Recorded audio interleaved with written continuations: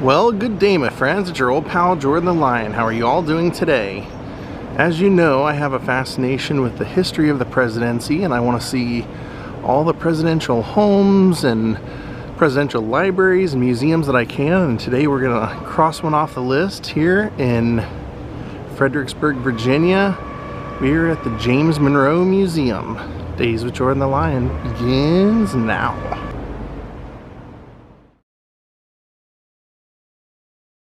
Looks like it's property of the University of Mary Washington in the Commonwealth of Virginia. What's this guy's story? Who do you belong to here, fella? Huh? Utterly amazing Fredericksburg? That's what it says. That's the name of him. Okay. Thanks, Mr. Otter. So it says here, this was James Monroe's town lot from 1786 to 1792. Never heard a home called a town lot.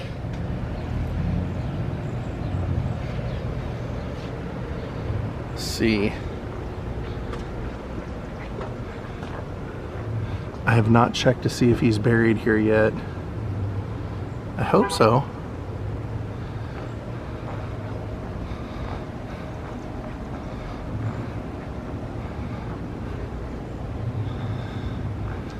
A couple of plaques on the outside. It says, the Monroe Doctrine, we owe it therefore to candor and to the amicable relations existing between the United States and those powers to declare that we should consider any attempt on their part to extend their system to any portion of this hemisphere as dangerous to our peace and safety. That's what it says. Interesting.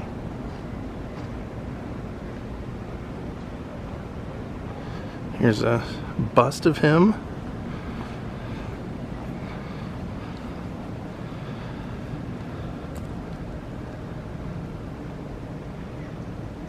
So let's go on in for the experience.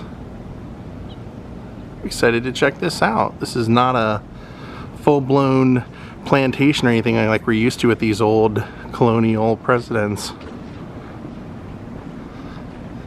Oh, and it says, okay, James Monroe Law Office.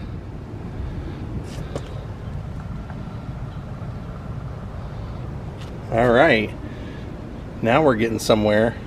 At the front door it says, farmer, lawyer, soldier, statesman, U.S. President, author of the Monroe Doctrine, James Monroe Chapter, U.S. Daughters of 1812. They have a ton of his artifacts and his connection to this building. Here's a presidential portrait done by Rembrandt Peale in the last days of his presidency. How amazing is that? And he was the most decorated of all the presidents, meaning he had held more offices than anyone else, local government offices, federal, across the seas. He had served in every way. He was an officer for George Washington in the Revolutionary War, so he was a war hero also, very well liked in his day. And here's the building that we were looking at. We came in, they said that basically like he had a law office here, but this was not the original building. At one point, this service station right there wanted to buy this building and knock it down, and that's why the relatives stepped in and purchased it and made it a museum. Part of the reason for that is because since he held so many offices, he moved all the time. This is one of his homes, and then these are all homes that he lived in, and this was his final home, but it's actually in private hands. Oak Hill. So they couldn't use that either. That was his wife Elizabeth, who he met in New York. And they had a child together, Eliza. So the building that we're in now, that was actually owned by him. And he owned the entire city block.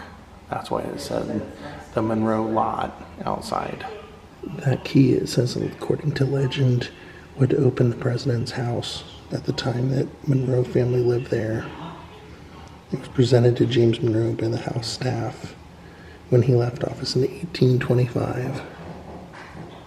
Elizabeth's notepad. She could write notes for each day of the week. That's their official state dinner china while living at the president's house. And then they also have some dessert flatware that's pearl handled.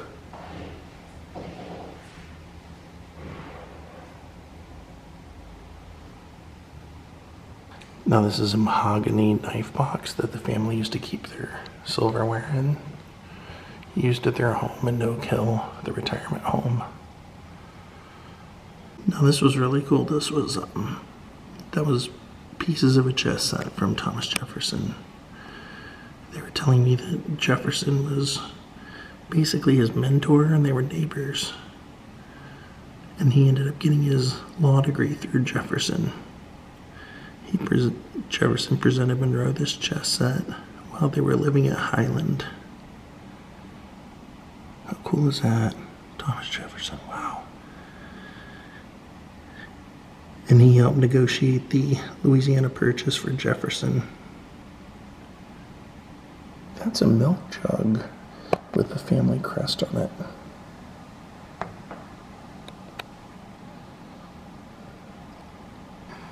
Shaving kit.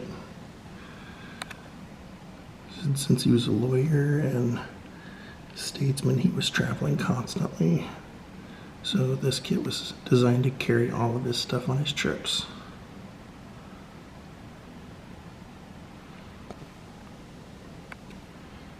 So where we are now, this is the way they believe that originally looked, and that it was just a little wood building on the left side of where we entered, and then the rest of that we would see is now a new addition. They said because they checked the brickwork and they found that the brickwork was from the 1800s, so it predated Civil War, but would not have been the dwelling he practiced law out of, and they thought that it would have been a wood dwelling.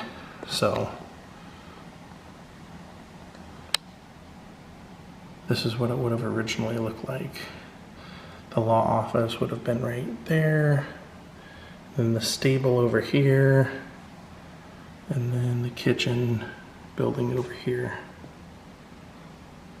That's James Monroe's pocket telescope. It says that these are blinder ornaments. Silver eagles purchased by James Monroe in France to decorate the blinders on the carriage horse harness.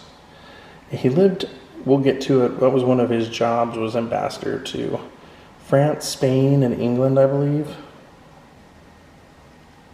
Silk cockade on his hat in support of the French Revolution while serving as ambassador, and that's what that is. There is a peace medal awarded to him. Don't worry, we're going to get to the big stuff like his presidential desk and stuff, but there are his eyeglasses. Said he had vision problems later in life, so he had to wear these silver-framed pair of eyeglasses, dating to 1820. And those are pieces to a tea set for his daughter. So look at all the positions that he held. Virginia Assembly of the Confederation Congress, Virginia Assembly and the Virginia Convention, United States Senator, Ambassador to France, Governor of Virginia, 3 terms. His second term, he went completely unopposed because he was so well liked. Then in 1803, over here, he was minister to France, Spain, and England. Then he helped out with the Louisiana Purchase. Then he was in the Virginia Assembly, the governor of Virginia again, so it's 4 terms. And then Secretary of War. Then he was President of the United States. Then he was on the Board of Visitors for the University of Virginia and the President of the Virginia Constitutional Convention. So that is one of his platters from the White House. This was Elizabeth Monroe's perfume bottle. They have Eliza Monroe, his daughter's ballet slippers. Or just regular silk slippers, pink slippers. That thing has basically like a cutlery set inside of it. You can see the little spoons and stuff. It's for traveling. Those are James's doe skin tan colored gloves.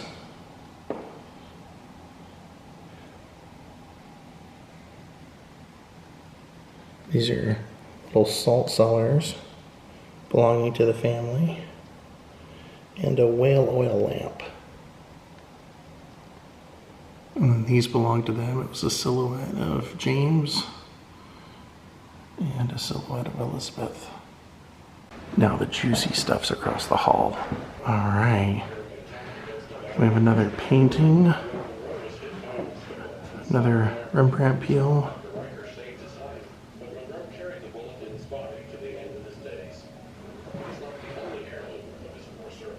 And then over here is James Monroe's vest.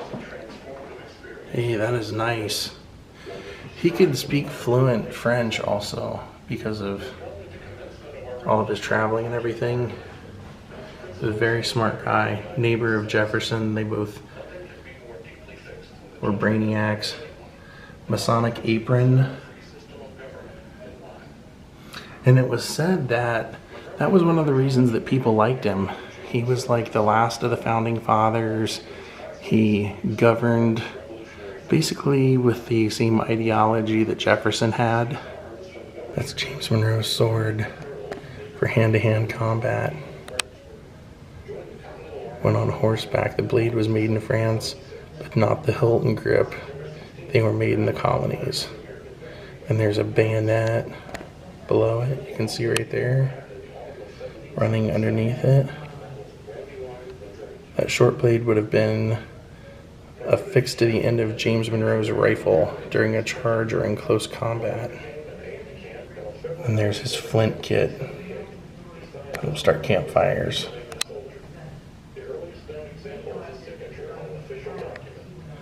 Said they weren't able to keep everything of his because he had like a son-in-law after he died that most of the family didn't like, and that guy sold off a bunch of his stuff out from under him.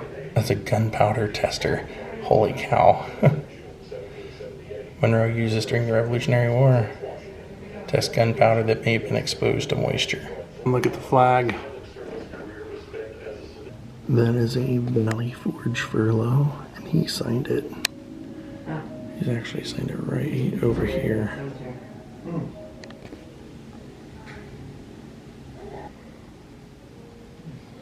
And then in here we have the White House stuff. This pair of armchairs is from a larger set of furniture purchased by the Monroes, probably for the use in the East Room. The rest of the set remains in the White House today. I believe that the set was made in the United States, although its design was copied from French pattern books. These chairs have the original upholstery.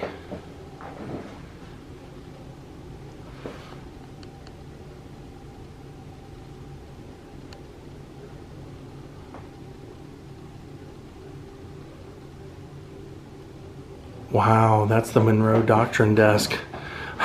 Wow.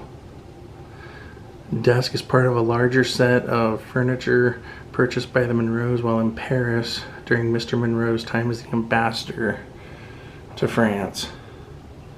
The entire set of furniture was brought back to the United States with the family, accompanied them to the president's house in 1817. Family legend states that this is the desk which Monroe was sitting when he penned the now famous Monroe Doctrine. Also has secret compartments in the desk, it says, which they found a long forgotten letter in the 20th century that was hidden in there. It was a letter between Monroe and other people like Thomas Jefferson, it said. They said they've actually found a couple of letters in there. Said one from Monroe, or one to Monroe from Jefferson, one also to Monroe from Madison. Neat. Wow. And that is a wall mirror belonging to James Monroe. Has a depiction of the Capitol building up here at the top of it. Says the previous was destroyed by the British. Those are candlesticks, pine candlesticks that were turned from roof rafters dating to the White House's restoration after its burning by the British in 1814. 1924, Calvin Coolidge, recovered from death of their son Calvin Coolidge Jr., looked for a way to help Mrs. Coolidge during the healing process. She decided to dive into the redecorating the White House and finish the family quarters. After months of work, the engineers praised that the roof needed replacing, and during the roof restorations, timbers from the 1814-1817 restorations were removed, and the grandson of Monroe, who helped start this museum and oversaw it for 50 years, he asked President Coolidge if he could have some of that wood as a souvenir for his great-grandfather's administration, and had a pair of candlesticks created from it. It says these are a small peel and a meat fork from his final home, Oak Hill. It says it probably made by enslaved workers to use in the kitchen. Another portrait of Monroe up there by Bass Otis. Now let's see what we have in here.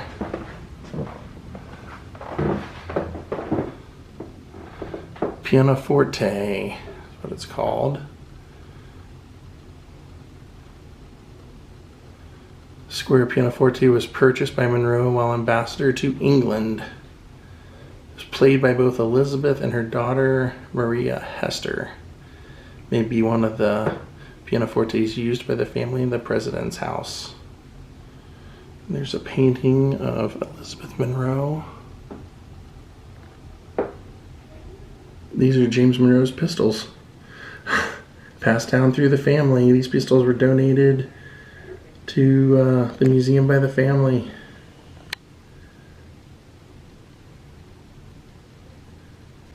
It's got another one of those knife boxes on top of it. Now look in here. Now we're really getting to the meat and potatoes of it all.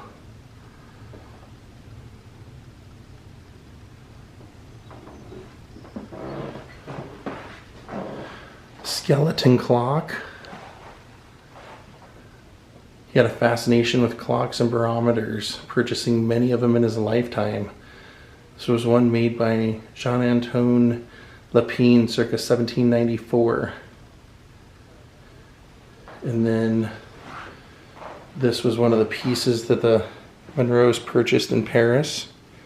Louis XVI style piece. It's called a commode. Popular piece of furniture in French homes and was used to store table linens or silver, often placed between two windows in a dining room or parlor. Look at that chair. Wow. It's a gilded armchair. You see the story on it. Chair is a neoclassical gilded wood armchair. According to family tradition, the Monroes used this chair in the White House. This date and high style of the piece indicates this is possible. I believe it. I mean, look at all the detail. That is pretty fancy. It would definitely fit the White House.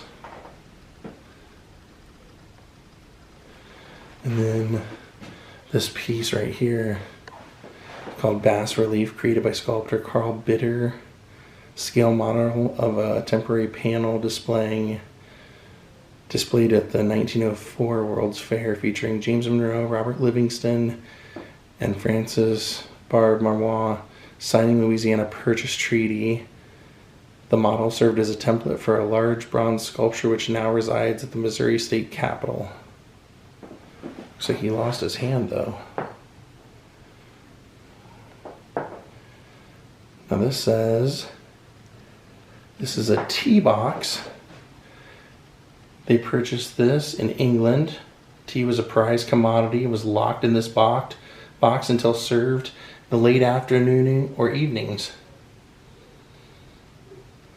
And then this table, tea table from the mahogany and brass set of furniture purchased by the Monroes in Paris and eventually used in the president's house. Contained 2 pullouts for candlesticks, which you can see there's one right there. 2 small drawers to hold tea and garnering accessories.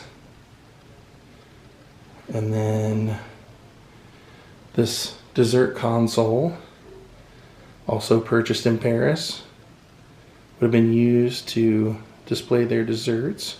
And they also have some candlesticks on top from 1810. Now look at that, that's all Elizabeth's jewelry. Quite a collection. She got hair clips and tiaras and necklaces, earrings. That hair clip back there.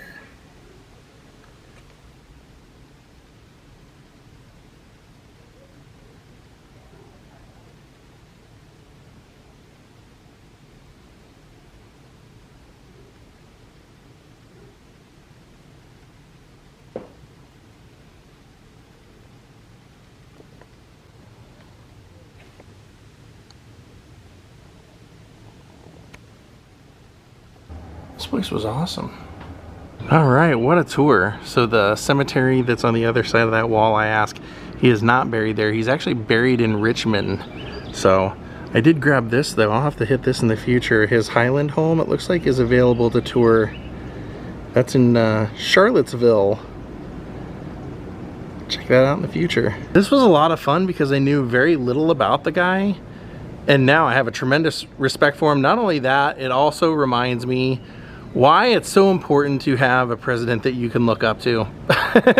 You know, somebody that actually has accomplished things and inspires people. And so I think that's, you know, coming to see these kind of places reminds you of what it all's supposed to mean.